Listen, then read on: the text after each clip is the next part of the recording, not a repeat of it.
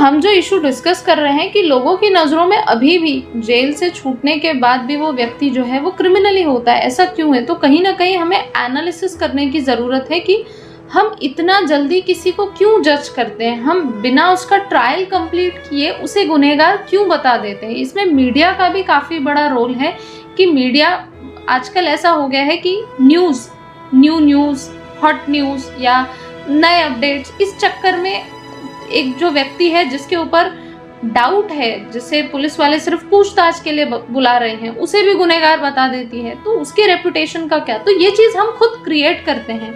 हम इसका इल्ज़ाम जो है ये तो जुडिशरी पर डालते हैं कि क्योंकि इतना समय लग गया और ये सारी चीज़ें हैं। हम ये भी सोच सकते हैं कि कितने सारे नंबर ऑफ पेंडिंग केसेस हैं, जुडिशरी कैसे वर्क कर रही है with less number of resources, less number of man power. But ये जो आपने सवाल पूछा है उसमें गलती कहीं ना कहीं सोसाइटी की है कि फैसला होने से पहले ही हम जज कर ले रहे हैं, और उस सिचुएशन में वो अगर बाइज्जत बरी भी हो जा रहा है तो उसे वो रेपुटेशन, वो इज्जत, वो मान सम्मान सोसाइटी में नहीं मिल पा रही है जो पहले उसकी थी या जो जिसका वो अधिकारी है।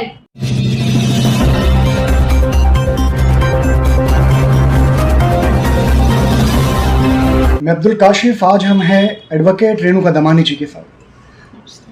तो मैम, ये बाइज्जत बरी नामी एक बुक है, मनीषा भल्ला और अलीमुल्ला खान साहब की लिखी हुई बुक। तो हम चाहेंगे ये बुक को आप ज़रूर पढ़ें। जी, thank you so much Abdul, thanks for coming and thank you so much for this gift also.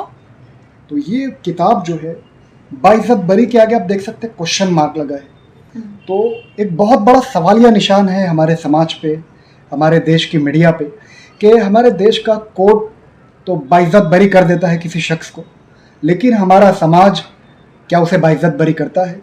क्या ये मीडिया उसे बाइज्जत बरी करता है? तो जवाब है नहीं।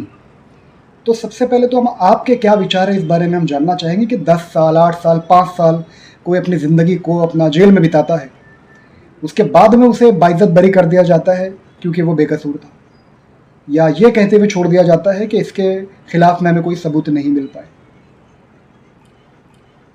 अब्दुल, आपने जो सवाल पूछा है आज मुझसे वो काफ़ी इम्पॉर्टेंट सवाल है, क्योंकि रिसेंटली हम देख रहे हैं काफ़ी सारे प्रिजनर्स जो है, जब उनका फैसला हो रहा है, वो बाहर आ रहे हैं, तब ये पता चल रहा है कि उन्होंने तो कोई गुनाह किया ही नहीं था, फिर भी उनके ज़िंदगी का एक जो बड़ा हिस्सा है वो जेल में था। तो इसके पीछे आखिर क्या रीज़न है? या जो दूसरा सवाल हम देखते हैं जो आपने पूछा है कि बाहर निकलने के बाद भी उनको वो रिस्पेक्ट, वो रेपुटेशन नहीं मिल पाता है, लोग उनको अभी भी उसी नज़र से देखते हैं कि ये व्यक्ति जो है ये क्रिमिनल है, या ये टेररिस्ट है, या ये एक गुनहगार। व्यक्ति बाहर आने के बाद भी लोगों के नज़रों में गुनहगार है, तो ऐसा क्यों है? तो सबसे पहले हमें ये सोचने की ज़रूरत है कि जब तक कोर्ट किसी अक्यूज को कन्विक्टेड प्रूव ना कर दे, मतलब जब तक कोई इंसान कोर्ट के द्वारा कन्विक्टेड प्रूफ ना हो, तब तक ऐसा पब्लिक ओपिनियन ना बने कि उसे पब्लिक ओपिनियन में ही जजमेंट दिया जा रहा है, उसे पब्लिक ओपिनियन में ही गलत बताया जा रहा है। तो अब्दुल, हम जो इशू डिस्कस कर रहे हैं कि लोगों की नज़रों में अभी भी जेल से छूटने के बाद भी वो व्यक्ति जो है वो क्रिमिनल ही होता है, ऐसा क्यों है? तो कहीं ना कहीं हमें एनालिसिस करने की ज़रूरत है कि हम इतना जल्दी किसी को क्यों जज करते हैं, हम बिना उसका ट्रायल कंप्लीट किए उसे गुनहगार क्यों बता देते हैं। इसमें मीडिया का भी काफ़ी बड़ा रोल है कि मीडिया आजकल ऐसा हो गया है कि न्यूज़, हॉट न्यूज़ या नए अपडेट्स, इस चक्कर में एक जो व्यक्ति है जिसके ऊपर डाउट है, जिसे पुलिस वाले सिर्फ पूछताछ के लिए बुला रहे हैं, उसे भी गुनहगार बता देती है। तो उसके रेपुटेशन का क्या? तो ये चीज़ हम खुद क्रिएट करते हैं। हम इसका इल्ज़ाम जो है ये तो जुडिशरी पर डालते हैं कि क्योंकि इतना समय लग गया और ये सारी चीज़ें हैं। हम ये भी सोच सकते हैं कि कितने सारे नंबर ऑफ पेंडिंग केसेस हैं, जुडिशरी कैसे वर्क कर रही है with less number of resources, less number of man power. But ये जो आपने सवाल पूछा है उसमें गलती कहीं ना कहीं सोसाइटी की है कि फैसला होने से पहले ही हम जज कर ले रहे हैं, और उस सिचुएशन में वो अगर बाइज्जत बरी भी हो जा रहा है तो उसे वो रेपुटेशन, वो इज्जत, वो मान सम्मान सोसाइटी में नहीं मिल पा रही है जो पहले उसकी थी, या जो जिसका वो अधिकारी है, जो उसका हक है। ये बाइज्जत बरी बुक हमें बताती है कि किस तरह से ये 16 लोग जिनके इसमें जिक्र किया गया है, जेल में जाने के बाद में उनके बच्चों की ज़िंदगियाँ कैसे बीती, उनके परिवार वालों की ज़िंदगी कैसे बीती, उनकी माँ बाप ने क्या क्या परेशानियाँ देखी। तो 10 साल, 15 साल, 12 साल बीतने के बाद में उन्हें बाइज़्ज़त बरी कर दिया गया, ये कहते हुए कि सबूत की कमी की वजह से इन्हें बाइज़्ज़त बरी किया जाता है। तो उनके परिवार ने जो भी परेशानियाँ झेली है, क्या इसके बदले में कानून के तरफ से हमें कोई कंपेंसेशन मिलता है, या ऐसा कोई स्कीम है, कोई कंपेंसेशन है जिसके लिए अप्लाई कर सकते हैं? देखिए अब्दुल, कॉम्पेंसेशन जैसी कोई चीज़ तो नहीं है, पर उसके बजाय एक बहुत अच्छी चीज़ है जो एक प्रिजनर का या जो एक व्यक्ति जेल में गया है उसका अधिकार है, और वो ये है कि वो गवर्नमेंट से लीगल एड ले सकता है, मतलब मदद ले सकता है, लीगल मदद ले सकता है। अगर कोई ऐसा व्यक्ति है जिसकी पेइंग कैपेसिटी नहीं है, या कोई एक ऐसा व्यक्ति है जो अपने तरफ से कोई वकील हायर नहीं कर सकता जो उसके मुद्दे कोर्ट में रखे, तो गवर्नमेंट के तरफ से उन्हें एक वकील मिलता है जो उनकी पूरी सहायता करता है। तो ये एक प्रावधान ज़रूर दिया हुआ है, और ये सभी उन प्रिजनर्स का अधिकार है जो अभी अंडर ट्रायल स्टेज पे हैं। एक आखिरी सवाल, यूएपीए और एनएसए जो कानून है, ये सिर्फ विरोध करने वालों के ऊपर क्यों लगाया जा रहा है आखिर? जबकि हमारे देश की सिक्योरिटी की बात की जाए तो दो धर्म अगर से आपस में लड़ेंगे तो देश की सुरक्षा पे तो आँच आएंगी। और ऐसा आजकल माहौल बन रहे हैं, देख रहे हैं हम, सुबह शाम भड़काऊ नारेबाजी की जा रही है, कहीं पे किसी को काटने की बात की जा रही है, तो वो 24 घंटे के अंदर रिहा हो जाते हैं, या यूँ कहीं उन्हें ज़मानत मिल जाती है।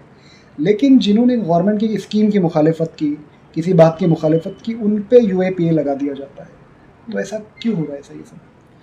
अब्दुल, कैसा है कि अपने कंट्री में डेमोक्रेसी है, अगर कोई ऐसी पब्लिक पॉलिसी है जो पब्लिक के फेवर में नहीं है या फिर जो प्रॉपरली इम्प्लीमेंट नहीं हो रही है, उसको क्रिटिसाइज करना तो यहाँ के सिटीजन्स का अधिकार है, तो उसमें तो कोई तकलीफ नहीं है। हाँ, आप जो एक्ट्स बोल रहे हैं वो उन पे लगती हैं जो किसी तरह का दंगे भड़काने का काम करते हैं, हेट स्पीचेस देते हैं या वायलेंस क्रिएट करते हैं। अगर ऐसी कोई एक्ट होती है तभी ये चीज़ें अप्लाई होती है। उसके अलावा अगर मुझे कोई तकलीफ है सरकार से, तो मैं जो डेमोक्रेटिक वे है, जैसे प्रोटेस्ट मार्च करना है या पेपरबाजी करनी है, या आप गवर्नमेंट को रिफ्लेक्ट कीजिए कि आपको क्या तकलीफ़ें हैं और उसका क्या हल निकल सकता है, वो तो आप कर ही सकते हैं। वो हर सिटीज़न जो है इंडिया का कर सकता है, तो उसके लिए तो कोई प्रॉब्लम नहीं है। क्योंकि अभी तक तो हमने देखा है पिछले इस एक महीने में कि ऐसा देश का पूरा माहौल बनाने की कोशिश की जा रही है कि देश के दो धर्म जो सदियों से आपस में मिलजुल के रहते आए हैं, लेकिन ये पिछले कुछ सालों से हम देख रहे हैं छोटे छोटी बातों पे आपस में लड़ना शुरू कर दे रहे हैं, देश का माहौल बिगाड़ने की कोशिश की जा रही है। लेकिन उन पे जब भी वो गिरफ्तार होते हैं तो ऊपर से प्रेशर आता है पुलिस वालों पे, उसके बाद में कुछ घंटों के बाद में उन्हें रिहा कर दिया जाता है। लेकिन जो गवर्नमेंट के विरोध में बोलता है, चाहे वो कोई मंत्री हो या आम इंसान हो या कोई सोशल वर्कर हो, उसे यूएपीए के तहत गिरफ्तार किया जाता है, 1-1 साल तक उसको जेल नहीं मिल पाती है। चलो खैर, ये तो एक अलग बात है। तो ये जो किताब लिखी गई है आज के इस हालात में, वो भी कि जब मुखालिफत करना बहुत बड़ा एक जुर्म कहूँगा मैं तो आप क्या मानते हैं, मनीषा भल्ला जी ने और अलीमुल्ला खान साहब ने जो किताब लिखी है आज के इस हालात पे, इनकी हिम्मत के बारे में क्या कहेंगे? एक आखिरी सवाल आपसे। अब्दुल, आपने आज मेरे सामने ये बुक लाई है जो मनीषा भल्ला की लिखी हुई है, उनके द्वारा ये चीज़ मेन स्ट्रीम में लाई गई है कि ऐसी भी बहुत सारी कहानियाँ हैं, हमें शायद पता नहीं चलता है, बट उनकी लाइफ कैसी गुजरी, उनके सफरिंग्स क्या थे, उनके फैमिली ने क्या उनके ऊपर बीती है, ये सारी चीज़ें सामने आना बहुत ज़रूरी है। क्योंकि जब ये कहानियाँ सामने आएंगी तभी उसमें कुछ सुधार आ पाएगा। अगर ये कहानियाँ सामने ही नहीं आएंगी तो किसे पता ही नहीं चलेगा, तो हम उसके इम्प्रूवमेंट के लिए काम कर ही नहीं सकते। तो इन्होंने जो इनिशिएटिव लिया है, ये मुझे तो पर्सनली बहुत पसंद आया। मैं पूरी बुक रीड नहीं कर पाई, बट जितना मैंने पोर्शन रीड किया उतना रीड करके मुझे लगता है कि दैट्स अ ग्रेट इनिशिएटिव। ये चीज़ें सामने आनी चाहिए, इनकी भी कहानी आनी चाहिए।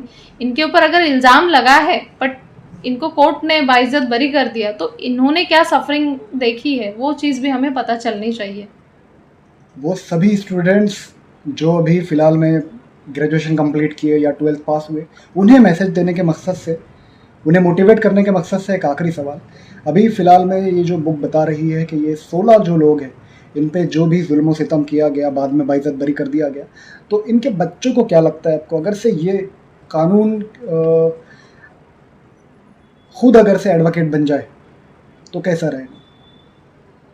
ये तो बहुत अच्छी बात है कि क्योंकि इन पे जुल्म और सितम इन पे हुआ है, ये जानते हैं कानून की अहमियत क्या है।